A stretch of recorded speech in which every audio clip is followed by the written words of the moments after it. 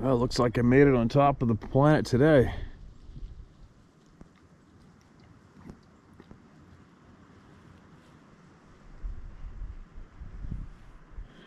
Quite the view. A little gnarly up here.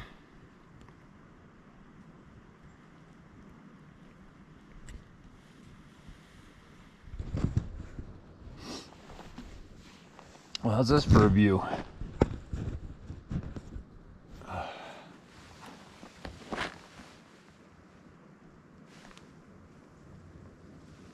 On top of the planet today. When that's a call for elk for anybody who not familiar. Went exploring to some places I haven't been today. Brr.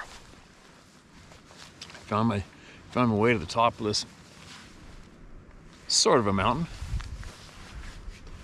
and can't see, but my pickup truck is like way down there. Got up here on an old quad trail, then hiked up the top of this thing and these rocks. A little chilly. I'm out of the wind. The other side's frickin' windy. Show you guys a view of that after, maybe. Now, good place to sit and hang out. Use the binoculars looking down the mountain, and I'm gonna get some voices heard while I'm here. How's that sound? A little chilly. All right, here we go. Listen to this. Hi Steve, my name is Randy Parker. I'm 60 years old. You can use my name if you like. I'm from Washington State and I hunt the foothills of the Cascades for elk. 20 years ago, two of my friends and I had gone pre-season scouting for elk for the day.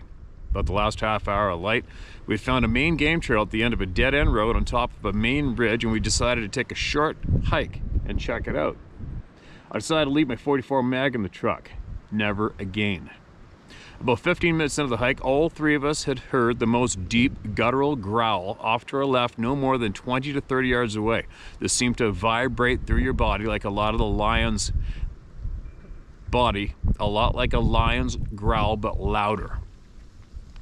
At that moment, the three of us did a 180 turn back to the truck, and not one word was said until we were all in the truck. As I was backing up, all we could say is, what the F was that?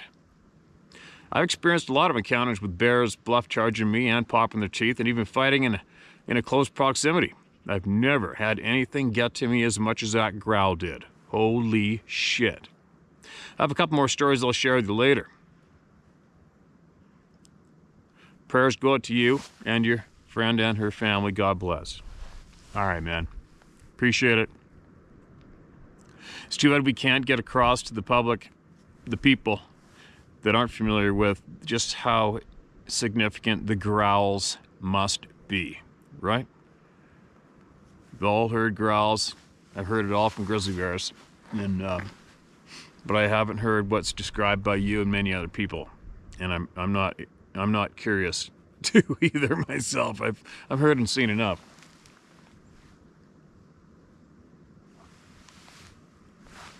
But anyway, again, you guys get a chance to get an email out, put it all in the same one if you can, all right? I'm looking forward to hearing more from you if you got more. Uwharrie National Forest Experience. Steve, my name is Brian. I live in Texas now, but born and raised in the foothills of North Carolina. My story is from when I was a teenager and the older sibling of two sisters. My mother took us to a Morrow Mountain State Park near the Uwharrie National Forest one summer to swim and hike. I was around 16 years old at the time, and she wanted to do something fun for us. We spent the whole day at the pool and did some hiking and exploring. Near the end of the day, we visited one of the old homesteads and walked behind it to the sunken graveyard. Yes, the graves behind the homestead have sunken around 12 to 18 inches below the surface. Not sure if it's due to the decomposition of the boxes due to time, ground moisture, or being dug up. As a teenager, I never took the time to learn the history, just went along for the ride. As we started walking around and exploring, my sisters and I started to jump over the graves and occasionally stepping in to see how deep they are. Pretty dumb, but we were 16, 12, and 10, respectively, and didn't understand the disrespect. Get it? Things got interesting shortly after we arrived in the graveyard. I smelled what I thought was a skunk, but more pungent. Then the wind came out of nowhere like a storm was brewing. I thought it strange as it was a bright sunny day, and this type of wind would be very difficult to feel in the forest areas of this mountain, as we were surrounded by pine and oak trees up to 20 to 30 feet tall. What really got us moving out of the area was the wind started blowing. We heard loud knocks on trees, like someone was banging it with a baseball bat or an axe. I didn't see anyone at all in the area, and we had the only vehicle parked at the homestead. At first I thought maybe it was the wind making the trees creak, but this was distinguishable knocking noise, not tree creaking or popping, which I've heard many times in the forest and is very recognizable. At this point, something inside me said, apologize and get the F out. I said out loud, I'm sorry, and told everyone to get to the car. My mother never said anything until the knocking, and agreed, let's get out of here. The strangest part is that when I was that age, I thought it was the ghost of the people in the grave possibly warning us. I felt like something had attached itself to me and was following me home. However, over the years that has changed, and I think we happened upon something passing through or living in the area and didn't want us around. The smells and the knocking is what finally got me to think that what we were experiencing was something more living than dead. And the many stories I hear on your channel justify my change. Thanks for being a platform for folks like me. I've never told this story to anyone. It's been 30 years since that experience. I'm glad you shared it here, finally. And I agree, it wasn't something dead, and it was just by chance I think you and that being were in the same zone, if I had to guess. Oh, it's chilly, you guys. Thanks for sending that in. Appreciate your time. Glad you got it off your chest. You settled Afghanistan. Hi, Steve. I just found your channel a couple months ago, and I really enjoy it. When I was growing up in Oregon in the 60s, Sasquatch was a taboo subject, even though many folks knew they were real.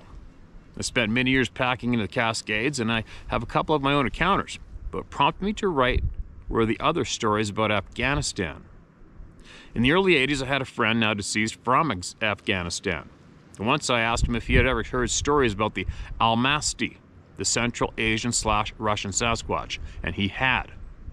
One evening, just as it was getting dark, he was sent to fetch the family goats. He had to walk up a steep mountain trail, which was blocked at one point by a huge, hairy, man-like creature with red eyes. It growled at him, and being terrified, my friend fled for home. He got in a lot of trouble for not returning with the goats. I also met a Yakima Indian man who told me that once, while walking on the res, his grandfather encountered a Sasquatch. They peacefully acknowledged each other, and each went on his way. I've been asking people about this subject for 40 years before it was a thing. I'm sending a photo of a track I hope you can identify. I took this photo a year ago at the top of the Long Beach Peninsula in Washington. If you park on the bay side of Willapa Bay and walk up the beach, there's a trail through the pine forest to reach the ocean on the other side. That pine forest trail has always given me the creeps. Last October, on the trail to the bay side parking lot, I became so overwhelmed with fear I started running. I ran until I reached the bay beach where I found these tracks. The cuff of my sweater is 6 inches for reference.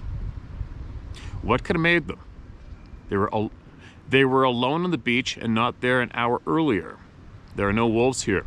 There are cougars, but in this case, why would the claws be extended? I really wish I had taken a photo of how they lined up in the sand, which I don't remember. I only took the photo because I was impressed by the claw marks. Decades ago in the 70s, a Sasquatch was sighted on that beach, and 18 months ago, a photo of a wolverine eating a dead seal was taken on the ocean side of the peninsula that shocked everyone. The only thing I can think of that made this track is a wolf dog alone on the beach. An abandoned pet, perhaps? Any thoughts? What has captured my admiration of your channel above other Sasquatch channels is your relentless search for the truth and insistence on giving a voice to all. I believe the chastising emails you receive are mostly paid trolls. Who else would have time for that? Keep up the great work. If you read this, you may use my name. Sincerely, Chris Aguilar. 6 inches. if I had to get, I mean, it's obviously canine. To me, first glance, canine. Canine and 6 inches. That'd be like wolf size. If your cup's 6, that makes it about 5.5. Yeah, I don't know. Running coyote, running big mature coyote, or a average wolf. It's my guess. Excuse me. It's tough to tell with only one track, you know, and no stride in between. But there you go. Appreciate your time you took to send that email to everybody through me. And yeah, I don't know. The people that send me the nasty emails is what it is. It's kind of funny. Lately, I've had I had a flurry of emails of people complaining about some YouTube channel that's making videos about me and saying not so cool things. Is what it is. Don't let it get to you guys, all right? Don't let it get to you. Especially when they're making a video. When they're making a video of this channel, they are promoting the shit out of it. It's kind of funny how many people done that past. They had a hate on for me, a hate on for what's going on here, and want this to stop. So they actually went out of their way to make videos and try to do whatever they try to do to have a negative impact on this channel. But it's amazing to me how many people don't understand that every time they do that, all they do is promote it. There's no other thing. There's nothing else can happen but promoting a channel if you go out of your way to make a video about a channel. So it is what it is. And it's funny too, previously when I was aware of a whole pile of these channels going crazy, I took note of it, and it took me 2 or 3 seconds just to go out and I'd block them. So a few of these channels that are doing it right now, just so you guys know, they've been blocked. So they've been blocked from the channel, so that means they had to open up another email account, open another YouTube channel just to watch our channel. So if it makes you upset that they're doing what they're doing, maybe this will bring some more comfort to you, knowing that all of us are living in their head. This channel and myself are living in their head rent-free, and they just cannot stay away. All right? And it's okay. It's all right. People gonna hate. People gonna hate. Nothing you can do about it. Yeah. Let's get on with listening to the people. 1979 Thanksgiving Sabbath sighting. Dear Steve, I can't say enough good things about your channel. It's by far my favorite channel subject on television. You've been on one of your adventures during the last week, and my wife and I have been actually awaiting your return. We're excited to hear and see what you experienced while you're away. This may be long, but I think it's worth the read. I've had many experiences of Sabbath in my life, and that's why I can confidently call them what they are. Most of these experiences were while I was hunting alone, but may happen when my wife and I were together hunting and fishing, etc. This particular experience happened on Thanksgiving Day 1979. I was hunting alone in the Absaroka Mountains, south of Livingston, Montana, where I was living and working at the time. I and 2 of my so-called friends left my home very early that Thanksgiving morning and drove the 30 or so miles to the turnoff that took us into some very beautiful but rugged mountains. It had snowed more than a foot the night before, which made for a challenging and interesting drive in. I was chained up on all 4 tires, but still had a couple close calls on the narrow trail. I drove as far as I could before I eventually got stuck, mostly because of how steep the trail was. I wasn't too worried about getting unstuck because I knew I could back to a turnaround spot I had just passed. So I parked and got busy gathering my gun, gloves, backpack, etc. I looked at my friends, LOL, and told them to hurry and get ready and let's go. I drank a few beers the night before, and without looking at me, they both told me they wouldn't be able to make it. Pussies. I had already made that assumption, so I wasn't surprised. I shut my Jimmy door and started walking. The snow was deep, making for tough walking, and there were drifts even deeper I had to get through, sometimes to my waist. I guess I'd gone about a mile after an hour of struggling when I glassed the side of a hill of a mountain in front of me about a quarter mile and spotted what looked like a line of tracks from a small herd of elk headed toward a pocket of timber down from me and to the right. I figured they were bedded down on the timber. So I hiked down a ways and took up a position that allowed me to see about 250 degrees from my left around to my right that covered that whole pocket of timber. I had a big tree behind me and huge boulders behind that. I could only stand because the snow was so deep, but I could see everything of interest very well. I'd been there for at least a couple hours when I started hearing voices. There's a large drainage way around to my right, about 200 yards, running straight away from me. And I thought it might be where the voices were coming from, and it turned out I was right. Just above the drainage was a huge park, mostly flat, between me and the pocket of timber where I believe the elk were bedded. The park was about 50 yards from me, and then a couple hundred yards to the pocket, and probably twice that from the drainage to the heavy timber in front of me. I was listening hard, watching the drainage, when I started smelling cigarette smoke coming from the same place as the voices. I immediately thought it was my two buddies because they both smoked. Not only were they talking very loud, but the smoke was so strong I knew if there were elk anywhere around, they wouldn't be for long, and good luck getting a shot. I was watching the drainage very closely when suddenly out popped a sabe moving at full speed. I guess it was full speed because it sprinted that 400 or 500 yards in deep snow, taking no more than 15 seconds. That would be absolutely mind-boggling to witness. When he came out of the timber in that drainage, I must have gasped or something because without losing stride, it turned its head and looked directly at me.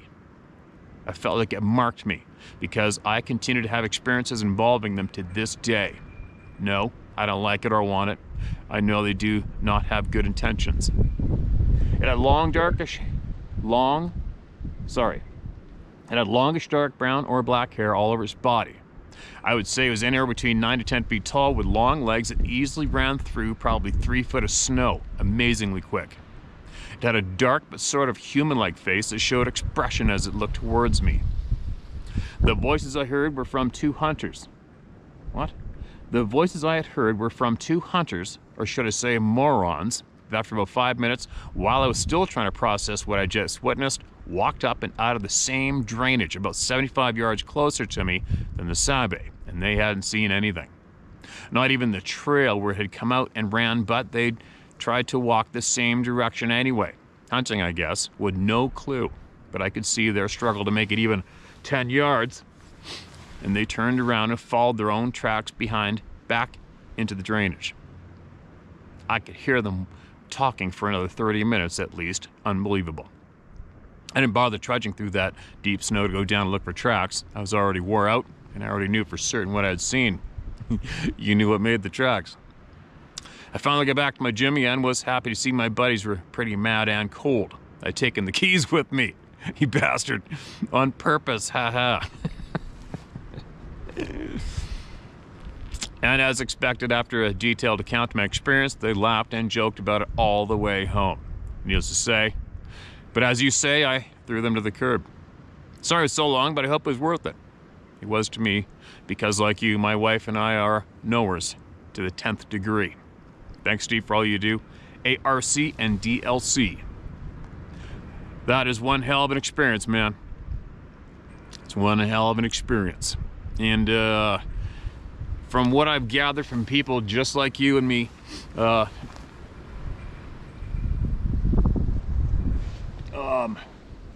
didn't hear you gasp. They know. When you lock eyes on them, they know. How do they know? I don't know. It's their intuition. They are absolutely in tune with it, I'll tell you what. If you hear a little meadow clanging over there, there's actually a radio tower about 75 yards from me, if you guys are hearing that, all right? Yeah. How many times I've heard of hunters seeing these things running away, and the second they look at them, acknowledge what they're looking at, the things turn around and look them square in the eye, or, quote, looked right through my scope, right into my frickin' eyeball, back at me. I've heard that so many times, it's ridiculous. Heard of hunters seeing them walking away, and when they see them, the second they look, their eyes lock on that being from behind, it stops dead and freezes. What the hell's up with that? Right? What the hell's up with that one? That's a skill, I'll tell you what. This is one hell of a survival skill to be in tune with. I'm getting cold. here comes another one. Thanks again for sending that, man. Absolutely appreciate it. If you feel you've been tagged since then, send more. Send all you got. Send the knowledge, all right? Jonathan's View Explained. Dear Steve, in response to Jonathan's explanation of our world, please ask him to send more information. It all seems to make sense, and I'm in shock. I've known about the Pleiadians, too, and Sabe since I heard a scream on Mount St. Helens back in the 1970s. When I wrote my story in the comments, I was attacked by an angry viewer, but defended by others. My story was simple. It was about following my intuition. Steve, you are the one honorable man we've been waiting for. Your kindness and respect give us strength to tell our story in safety. Thank you from my heart and soul. You also bring out the good in all of us. I'm hoping that you can convey to Jonathan that we need more information about what comes next. Now that we have this information, what can we do to make our future better for all of us? This is a question I ponder every day. Thank you, Steve. Sincerely, Cynthia Warmblood. Cynthia, when did you send this to me? September 16th, 2021. Wow. Sorry it took so long to get to you. So I guess if anybody wants to be the sleuth, I'm guessing the video must have been around the 15th or 14th. I'm guessing within a couple days you sent this in. Because I definitely don't remember that one. Unfortunately, I'm sorry. I don't remember it.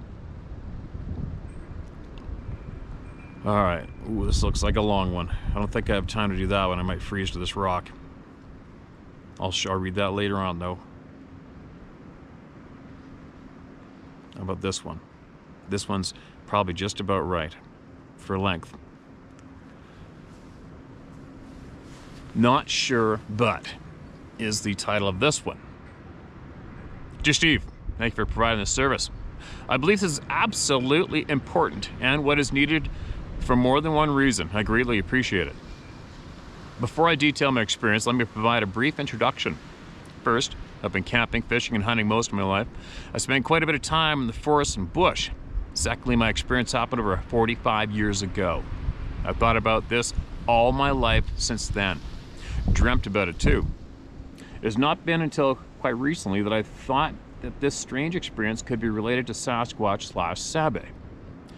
To the experience, date mid-August 74, location Tahoe Yosemite Trail, portion of the Pacific Coast Trail, also known as the Desolation Wilderness.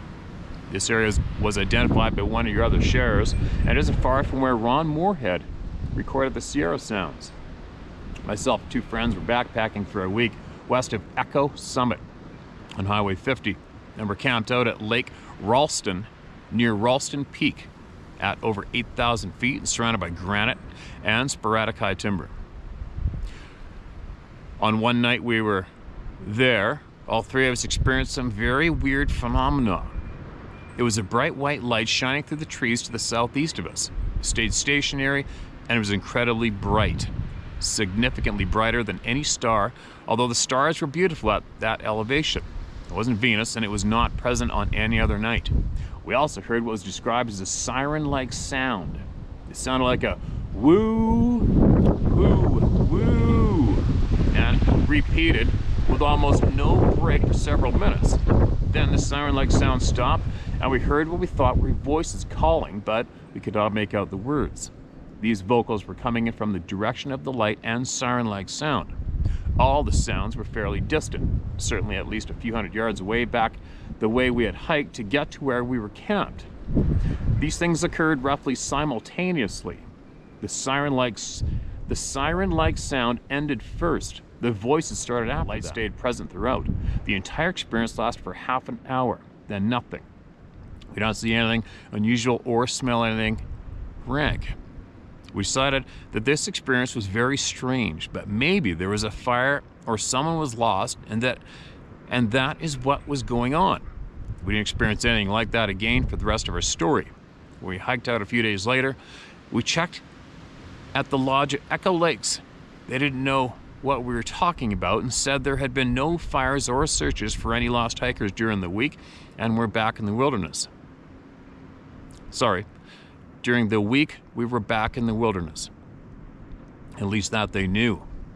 None of us mentioned anything about Bigfoot as we called them then. So that's it. By watching your station and hearing Mr. Moorhead's and Les Stroud's experiences, it dawned on me that these types of phenomena have all been experienced by others, and that perhaps our weird experience was of a hairy people origin.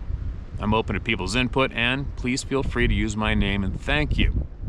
John Schultz, Salem, Oregon. John, that's a hell of an experience, man. That's a head shaker to have to experience and then have to share with people that weren't there and wouldn't have a clue what's going on, just like the rest of us, right? But many people have had the same experience you've had, right? Oh, it's freezing up here. I gotta get back down there. I didn't dress. I got carried away. I went for a big hike from the truck, and then hiked back, jumped the quad, and then started to go sniffing around, and I wasn't really prepared with my clothing, so I'm freezing. And I'm on the other side of the hill where I came from. The wind is screaming. I'm gonna take you guys over there in a minute and give you a view on that side. But anyway, if anybody else is familiar with what this gentleman described, or has been in the same area, witnessed the same thing, and maybe you want to email us all, or share that in the comment section below anyway, and reach out. So much crazy shit going on. I'm kind of pissed off myself right now. I'm completely out of sight of my gear and my rifles on the other side of the hill here too. So I should probably get back to my shit, and we'll see. Maybe I'll get another one added on here before I go out and get back. And these are Leica binoculars. I know somebody's gonna ask me, they're Leica binoculars. I received them as a tip sheep hunting years ago. Well, my favorite Swarovski binoculars fell apart. I didn't have time to send them out to get them repaired, and I totally forgot I had these ones. So that's what I got. Yeah. Oh, I got no gloves either. What a dumbass. Would be surprised if it snows fairly soon. Gonna get a dusting for sure, I'll bet. Anyway, maybe I'll hop over the other side and give you guys a view from the other side. Right now, I think we're looking east right now. All right, and the Peace River is way down in that draw. The Peace River is flowing that way, and the Alberta's that way. Yeah, Alberta's about that way. Anyway, a side note, right down below me is where that gentleman, the American veteran, emailed us a couple years ago about being up here camping with his dog in his van, and that thing with the red eyes, huge, came out behind his van, absolutely pissed, screwed him right up. And after sharing his experience here through us and getting encouragement from me and others, he actually started to go back out in the woods. And I know you're watching, and just so you know, I'm right above where you were. Right above. Oh, it's freezing. All right, I'll be back shortly. I'm gonna give you guys a view on the other side. I'm gonna get my ass out of here. It's a little windy, you guys.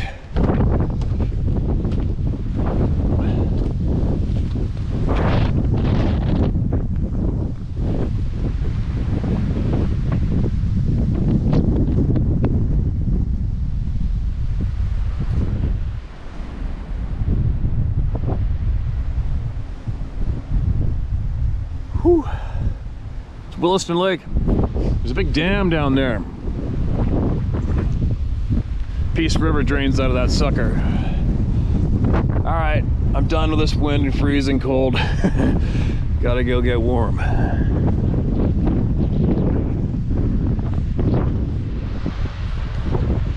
There's the edge of the lake. It's a big one. Not the south end of it. Southeast end, I guess. That's where I was up there earlier. That's where you got the view from.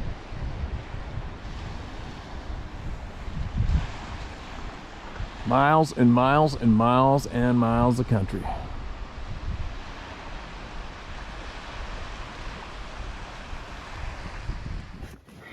So, first glance, the dirt here looks fairly chopped up. Definitely have elk droppings. Everything's grown up.